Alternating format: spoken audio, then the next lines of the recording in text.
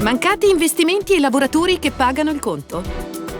Il 93,1% approva il rinnovo dopo un anno di trattativa. Rapporto Oxfam, salari più tassati dei profitti. Rapporto Zero Armi 2025, quasi tutte le banche coinvolte.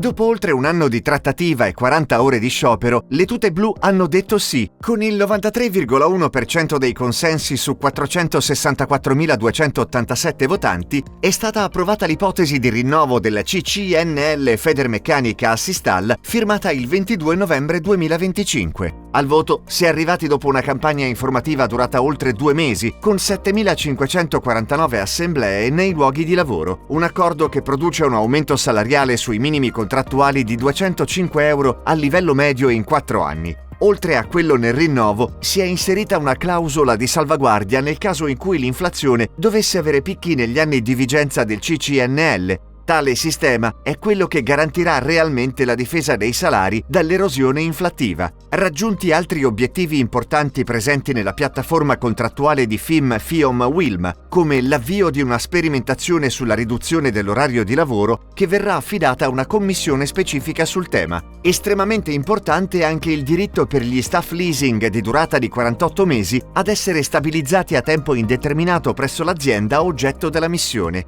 Un risultato che per il segretario generale FIOM Michele De Palma conferma una straordinaria partecipazione democratica e rafforza il valore del contratto nazionale oggi sotto pressione. Il rinnovo prevede aumenti salariali oltre l'inflazione con clausola di salvaguardia, norme contro la precarietà, più tutele su salute e sicurezza, diritti e pari opportunità. Ora, sottolinea la FIOM, è il momento di rilanciare il settore industriale.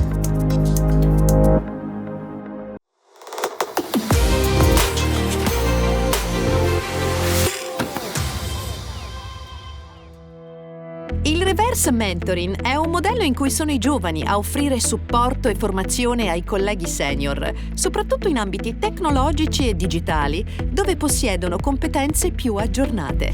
È uno scambio che ribalta le gerarchie tradizionali di aziende e organizzazioni. I più giovani affiancano i colleghi senior per aiutarli a orientarsi tra strumenti digitali, piattaforme e nuovi linguaggi tecnologici, mentre ricevono in cambio esperienza, visione e conoscenza dei processi. Il reverse mentoring non è solo formazione tecnica, è dialogo tra generazioni, valorizzazione delle competenze e costruzione di ambienti di lavoro più inclusivi, capaci di innovarsi senza perdere la propria identità.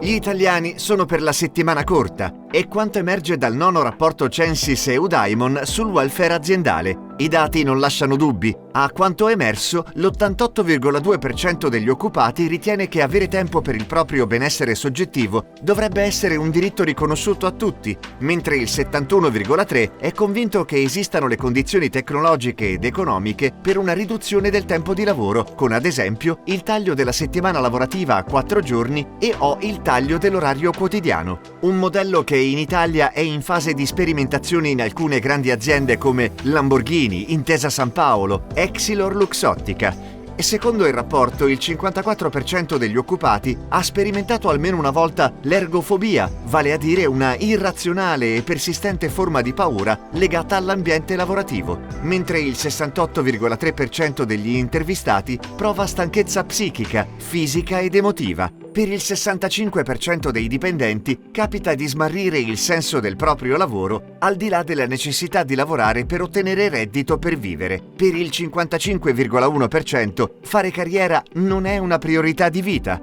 A peggiorare le cose, il fatto che il 57,7% ritiene che la propria retribuzione non sia adeguata alla quantità e alla qualità del lavoro che svolge, che il 78,9% dichiari di non sentirsi abbastanza riconosciuto e valorizzato e che il 49,3% continui a rispondere a email e telefonate anche lontano dall'ufficio. Insomma, i lavoratori italiani sono molto insoddisfatti, ma le istituzioni non stanno facendo nessun passo per migliorare questa condizione.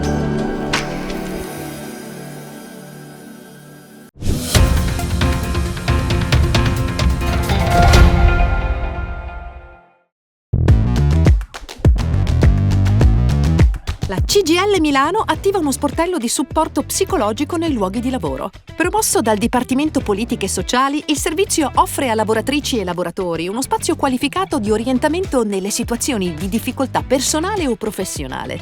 Gestito da una professionista con esperienza, anche sindacale, lo sportello integra la tutela individuale e collettiva già attiva. Le richieste possono essere inviate a politichesociali@cgil.lombardia.it. Categorie e RSU sono chiamate a promuoverlo nei luoghi di lavoro per ampliare la rete di prossimità e sostegno.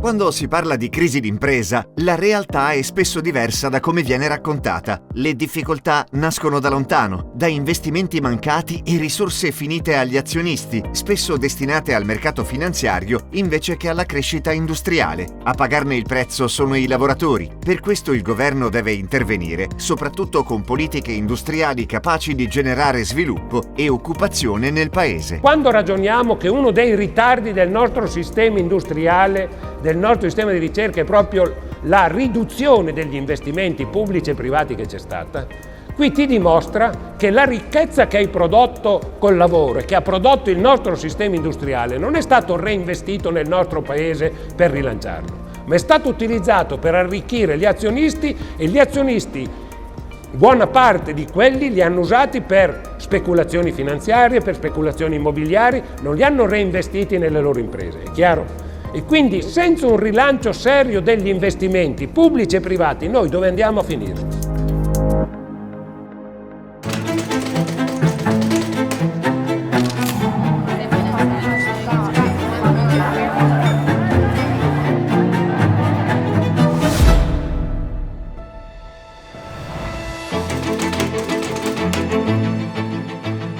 Il 1908 segna il consolidamento della linea riformista unitaria tra il PSI e la CGIL, orientata a una lotta sindacale organizzata e meno spontaneista. Le tensioni degli anni passati sembrano superate, ma fino a pochi mesi prima non era così. Infatti, nel settembre del 1907 ha luogo a Firenze un importante momento di confronto tra la Confederazione Generale del Lavoro e il Partito Socialista Italiano. Il convegno è segnato da tensioni asprissime e da dibattiti sulla linea politica e sindacale. Al centro di questi dibattiti vi erano le diverse strategie con cui portare avanti la lotta di classe, ponendosi al tempo stesso l'obiettivo del socialismo. Le frequenti accuse di riformismo che ricorrono nel corso del convegno evidenziano una spaccatura profonda tra l'ala massimalista del PSI e la CGIL, che mirava invece a una mediazione politica con i governi liberali. I massimalisti socialisti accusavano i dirigenti della Confederazione Generale del Lavoro, così come il suo segretario generale Rinaldo Rigola, di riformismo borghese, pretendendo l'adozione di una strategia più convintamente rivoluzionaria e meno compromissoria, sottolineando poi la necessità di coordinare la lotta economica del sindacato a quella politica del partito. Il convegno produsse alla fine una mediazione tra la CGIL e il partito, il cui elemento saliente fu una precisa divisione dei compiti tra i due soggetti che nei fatti ricalcava e traduceva nel contesto italiano la divisione deliberata l'anno precedente a Stoccarda, nel corso del congresso dell'Internazionale Socialista. Sulla base di questo schema, l'azione economica e sui luoghi di lavoro sarebbe stata prerogativa della CGIL, mentre il monopolio dell'azione politica generale veniva riconosciuto al Partito Socialista. Al sindacato la resistenza, al partito la trasformazione, secondo la formula utilizzata molti anni dopo da Bruno Trentin. Relativamente alla conduzione degli scioperi, si stabilì inoltre che il partito non potesse promuovere lotte in contrasto con le direttive sindacali. A differenza degli scioperi economici, però, le decisioni relative agli scioperi politici andavano prese di comune accordo.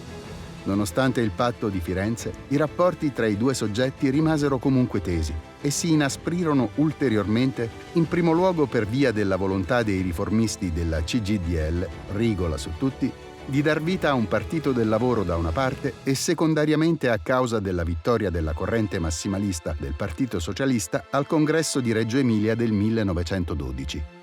Uno scontro, questo, che ebbe il suo punto massimo durante la settimana rossa del giugno 1914.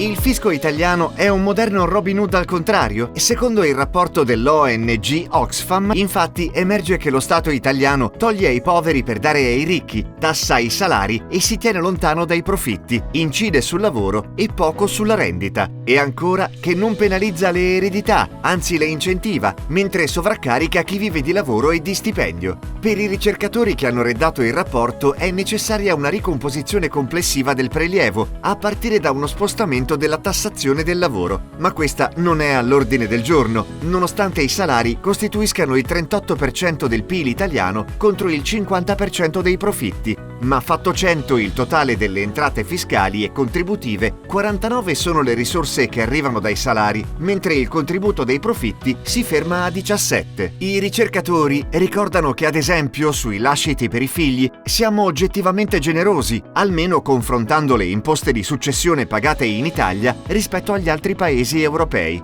L'esempio dei paesi europei a noi più simili suggerisce che aumentare il gettito derivante da questo tipo di imposta è possibile. Questo è solo un esempio su come recuperare risorse per il lavoro, che però dovrebbero servire al lavoro povero, ma anche qui il governo Meloni ha deciso diversamente. Infatti, nell'ultimo ritocco marginale all'IRPEF, la metà delle risorse sono state allocate a favore dell'8% dei percettori di redditi più elevati, superiori a 48.000 euro. Un intervento che, assieme agli altri che si sono susseguiti dal 2021, per i ricercatori ha reso l'imposta sui redditi delle persone fisiche meno razionale, comprensibile, trasparente ed equa.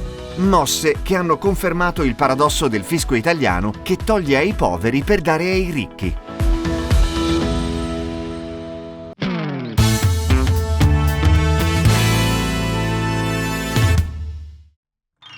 Condanne e risarcimenti esemplari con pene che superano i 5 anni di reclusione. È quanto stabilito dalla sentenza che chiude il primo grado di giudizio nel processo per maltrattamenti avvenuti nella RSA Sacro Cuore di Dizzasco, in provincia di Como. E il tribunale ha deciso che lo SPI-CGIL Lombardia e di Como, in aula come parti civili, abbiano diritto, oltre al risarcimento delle spese processuali, anche a un significativo risarcimento dei danni. Per SPI-CGIL la sentenza riconosce la gravità dei fatti e conferma la legittimità della costituzione a parte civile del sindacato, nonostante la forte contrarietà di alcuni degli avvocati della difesa.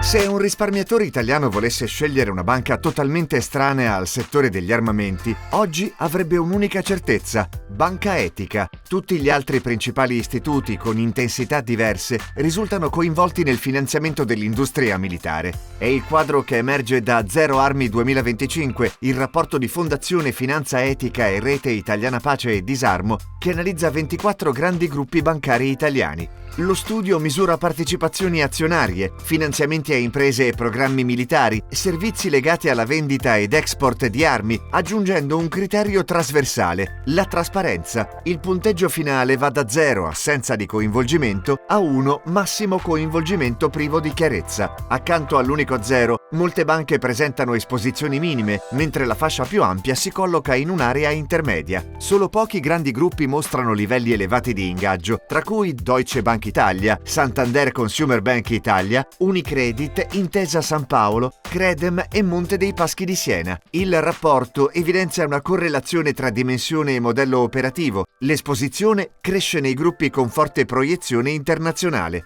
Tra il 2020 e il 2025, la spesa pubblica per la difesa nell'Unione Europea è aumentata del 62,8% e cresce la pressione affinché anche i capitali privati sostengano il settore, ridefinendo i confini della finanza ESG. In questo scenario, la richiesta di trasparenza diventa centrale. Su 24 banche analizzate, 16 hanno partecipato al confronto con i ricercatori e 8 hanno firmato accordi di riservatezza per fornire dati aggiuntivi, migliorando la qualità dell'analisi. Non si può rinunciare alla trasparenza, perché le scelte finanziarie, oggi più che mai, hanno un impatto che va oltre il rendimento.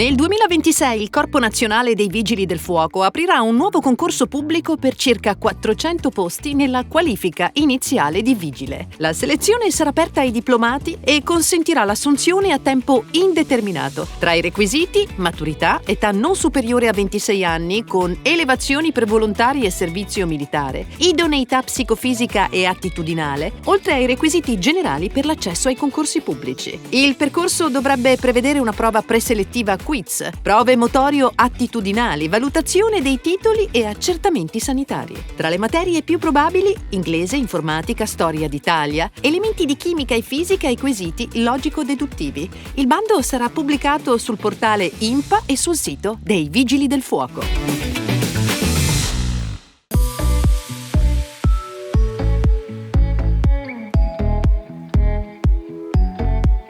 Nei giorni scorsi la CGIL ha firmato un protocollo di collaborazione con l'associazione Casa Memoria Felicia e Peppino Impastato. Memoria, democrazia, diritti e antimafia sociale sono le parole chiave al centro dell'iniziativa. Questo è un bene confiscato alla famiglia Badalamenti, a quel Gaetano Badalamenti, mandante dell'omicidio di Peppino.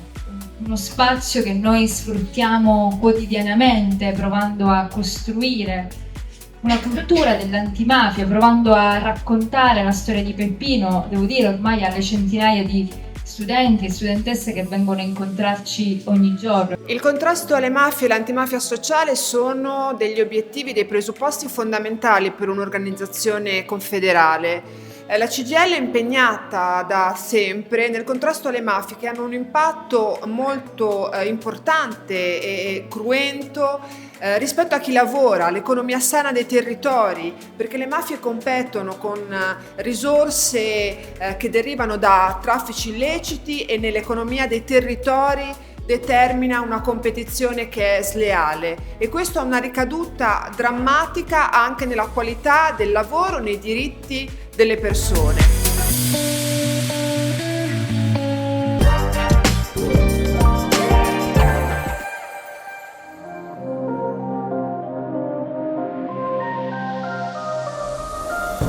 L'Unione Europea ha costruito un sistema articolato di strumenti per sostenere le nuove imprese. Programmi come Erasmus per giovani imprenditori permettono di fare esperienza all'estero accanto a imprenditori esperti, mentre i finanziamenti di Horizon Europe e del Lake Accelerator sostengono start-up innovative con risorse dedicate. Il quadro europeo delle competenze imprenditoriali rafforza abilità chiave come creatività e progettazione, affiancato da iniziative di mentoring come la Youth Entrepreneurship Policy Academy. A completare il sistema ci sono reti e premi, dalla Startup Europe Partnership alle competizioni europee, che favoriscono l'incontro con investitori e nuove opportunità di crescita.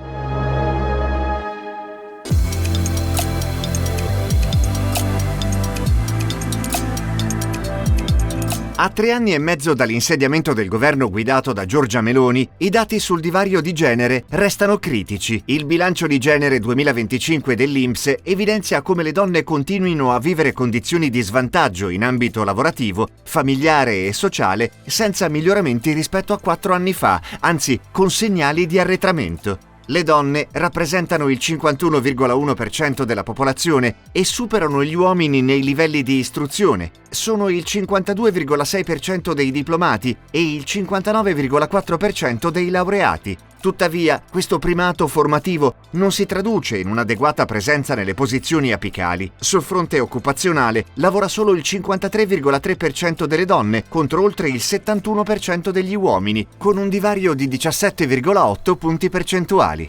L'Italia è l'ultima in Europa. L'occupazione femminile nell'UE è al 70,8%. Inoltre, nel 2024 le assunzioni femminili sono state appena il 42,2% del totale. Anche la qualità del lavoro penalizza le donne. Solo il 36,7% delle assunzioni a tempo indeterminato le riguarda, mentre il part-time è per il 67,2% femminile. Il part-time involontario colpisce il 13,7% delle lavoratrici contro il 4,6% degli uomini. Persistono forti differenze salariali. Le donne guadagnano in media il 25% in meno, con punte del 31,7% nelle attività finanziarie. Solo il 21,8% è dirigente e il 33,1% quadro, confermando un persistente tetto di cristallo.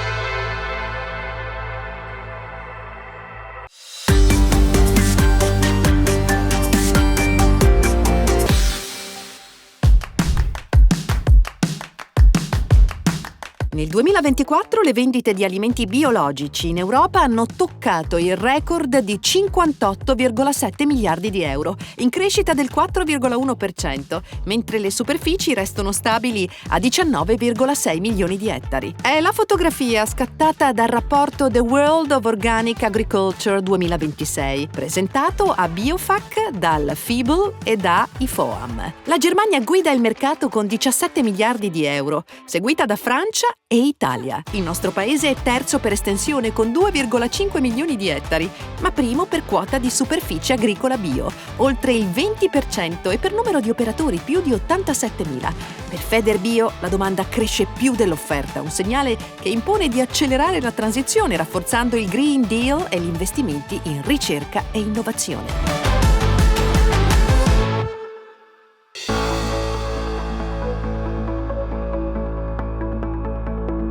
A Bolzano le categorie dei pensionati e dei lavoratori del settore energetico della CGIL AGB hanno organizzato un convegno per parlare di povertà energetica. La povertà energetica esiste nel nostro territorio, in Alto Adige, in provincia di Bolzano. 55.000 famiglie sono colpite da questa povertà. Significa non riuscire a pagare le bollette o fare una scelta tra pagare magari la spesa al posto del riscaldamento. In un presidio territoriale come questo diventa determinante anche quello che accade rispetto alle fonti rinnovabili e quello che potrebbe accadere con il nuovo decreto, che sostanzialmente mette in evidenza soprattutto la questione dell'ETS e quindi del provare a dare una mano al fossile, ma dall'altra parte mette in discussione tutto quello che riguarda il tema delle rinnovabili. Vittime ricorrenti del fenomeno: anziani, donne sole e famiglie numerose. Ricordo che durante lo shock energetico tanta gente si è rivolta ai nostri sportelli disperata perché non riusciva a pagare le bollette. E io credo che bisogna mettere al centro anche della politica questo tema e che si prenda dei provvedimenti. Il paradosso è che chi è povero risparmia rinunciando al comfort, chi ha risorse investe per ridurre i consumi. Oggi le persone in questo paese scelgono di fare scelte di consumo, diciamo, sulla casa, insomma, e di queste scelte di consumo il 50% sono scelte di consumare meno energia, oppure pagare o meno le bollette. Questo per noi è un problema che riguarda ovviamente la marginalità, la povertà, la disuguaglianza, la solitudine tra le persone, ma è un tema anche legato alla salute delle persone.